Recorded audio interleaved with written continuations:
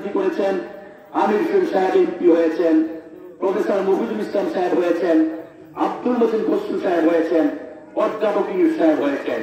কয় টাকা খরচ করে হয়েছেন আপনারা সবাই জানেন। মাত্র আপনাদের কাছে আসতো, আমরা চাঁদা উঠে আপনারা এই নির্বাচন করেছেন আব্দুল মতিন খসরু সাহেবের, প্রফেসর ইউসুফ সাহেব। জাহাঙ্গীর খান চৌধুরী গত বছর নির্বাচন করেছেন 37,000 ভোট পেয়েছেন। আপনারা এই আওয়ামী লীগের কর্মীরা, ছাত্রলীগ, যুবলীগের, স্বেচ্ছাসেবক লীগের নেতৃবৃন্দ চাঁদা উঠাইয়া আপনাদের পকেটের টাকা খরচ করে জাহাঙ্গীর খান চৌধুরীকে আমরা 37 থেকে 38,000 ভোট দিয়েছেন।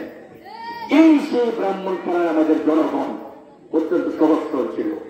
এই ব্রাহ্মণপাড়াকে কলঙ্কিত করেছেন, ইতিহাসকে কলঙ্কিত করেছেন বর্তমান এমপি এম এ জাহের সাহেব। তিনি এই কালো টাকা ছাড়িয়ে এবং বিভিন্ন গ্রামে টাকা বিলিয়ে দিয়ে মানুষের চরিত্রগুলো নষ্ট করেছেন। আমরা যখন কোনো নির্বাচন করতে যাই তখনই শুনি আমার টাকা আসেনি, টাকা থাকলে টাকা নিয়ে নামে, টাকা না থাকলে ইলেকশন নেই।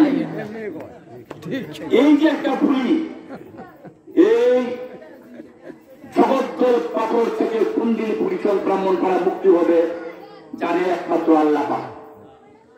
এইভাবে যদি আগামী দিনে এইভাবে যদি আমরা কালো টাকা বিলিয়ে রাজনীতি করা হয়, আপনাদের সন্তানরা রাজনীতি করতে পারবে না। বরিশাল ব্রাহ্মণপাড়া কোনো এমপি মন্ত্রী হতে পারবে না। কাজে এগুলোর বিরুদ্ধে রুখে দাঁড়াতে হবে। কিভাবে রুখে দাঁড়াতে হবে? আমরা কি অস্ত্র হাতে দিয়ে যুদ্ধ করবো? আমরা কি লাঠি দিয়ে পিটাপিটি করবো? আমরা কি একটা বালাম নিয়ে গাড়ি করবো? না। জাতির জনক বঙ্গবন্ধু কন্যা জননেত্রী শেখ হাসিনা বাংলাদেশের প্রধানমন্ত্রী, উনি বঙ্গবন্ধু 15 বছর জেল খেটেছেন আপনাদের একটা ভোটের অধিকার দেওয়ার জন্য।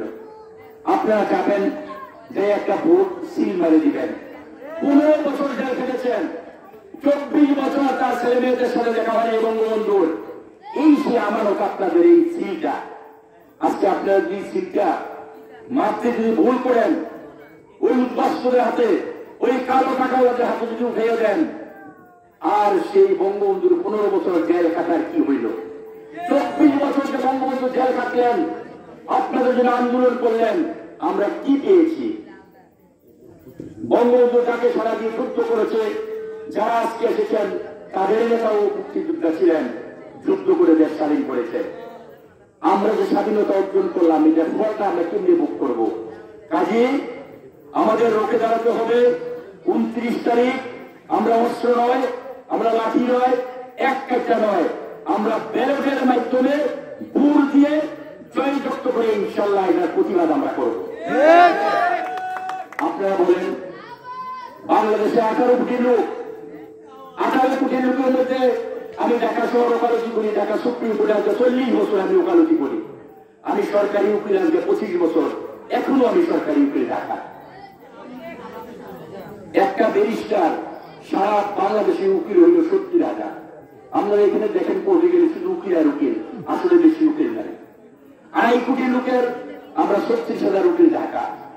আর এই ব্যারিস্টার সরব একজন ব্যারিস্টার সুপ্রিম কোর্টে ঘন্টা পিটাইয়া ন্যায়ের পক্ষে দর্শকদের সাথে কথা বলে। এই ব্যারিস্টার সরব যদি আপনারা ভোট না দেন, আমরা যদি তার পক্ষে সিদ্ধান্ত নিতে না পারি, আর কার কাছে আপনারা যাবেন? কাজে এখন সময় এসেছে, সারা বাংলাদেশে 18 কোটি ভোটার, 9 কোটি মাহবুল, মাত্র 130 জন ব্যারিস্টার সারা বাংলাদেশে আছে। এর মধ্যে ব্যারিস্টার সরব খান চৌধুরী একজন। লন্ডন থেকে ডিগ্রি নিয়ে এসেছেন, তারপরে যে আমরা তাকে ভোট না দিই, এটা আমাদের নসিব, আমাদের দুর্ভাগ্য হবে। ব্যারিস্টার সরবকে আমরা ভোট দিলে ওই কাটাতারের বেড়া দিয়া আপনার গরু পার করে দেবে না। ব্যারিস্টার সরবকে আমরা ভোট দিলে ইয়াবা ব্যবসা হবে না। ব্যারিস্টার সরবকে আমরা ভোট দিলে থানায় টোকেন দেওয়া হবে না।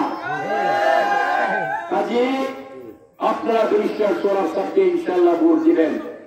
আমরা আইন ব্যবসা করি, আইন পেশা আমাদের কাজে, সকাল থেকে বিকেল পর্যন্ত আইন ব্যবসা। একজনে জোর করে টাকা লইয়ে দেবো গা, আমার প্রশাসন আমরা বলে দিব। প্রধানমন্ত্রী জননেত্রী শেখ হাসিনা আমার দলের প্রধানমন্ত্রী, আমার দলের সরকার, উনি বলেছেন যে জোর করে একটা ভোট কাটবে যে জোর করে ব্যালট পেপার ছিনতাই করবে তাকে চাকরি থেকে বরখাস্ত করা হবে। প্রধানমন্ত্রী ডাইরেক্ট ডিক্লারেশন দিয়েছেন। সেই প্রধানমন্ত্রীকে আমার দলের প্রধানমন্ত্রী, আমার দলের সরকার এমপি সাহেব, উনি স্বতন্ত্র এমপি, উনি পাশ কইরা ক্যাবিনেটে বলছিল আমাদেরকে নেন দলে, আমাদেরকে শেখ হাসিনা বলছে ইম্পসিবল, আমি স্বতন্ত্র এমপি, আমার দরকার নাই, আমার দলে এমপি আছে। কাজে আরেকটা কথা আপনাদেরকে স্মরণ করে নিতে চাই, আমার ছোট ভাই সুলতান বলেছেন, আপনাদেরকে ভাই এই কথাই বলতে চাই, একটা ফ্যামিলির মধ্যে একজন এমপি আছেন, ওনাকে আমরা সম্মান করি, ওনাকে আমরা শ্রদ্ধা করি। আগামী 5 বছর উনি এমপি থাকবেন, উনি আমাদের কাজ করবেন, আর উনি একজনকে নিয়ে কাজ করে ফেলবেন। আমার দলের সরকার, আমার দলের প্রধানমন্ত্রী, দলের প্রেসিডেন্ট সেক্রেটারির সাথে কথা না বলে উনি টিআর কাবিকা জিআর রাস্তাঘাট উনি করে ফেলবেন। এদিকে হয় কোনদিন? কোনদিন এটা হতে পারে না। কাজে আপনি, উনি যদি, যেহেতু উনি এমপি আছেন, আমরা ওনাকে সম্মান করি, উনি ভালো মানুষ, সৎ লোক, এই জন্য মানুষ ভোট দিয়েছে এমপি হয়েছেন। আমরা তো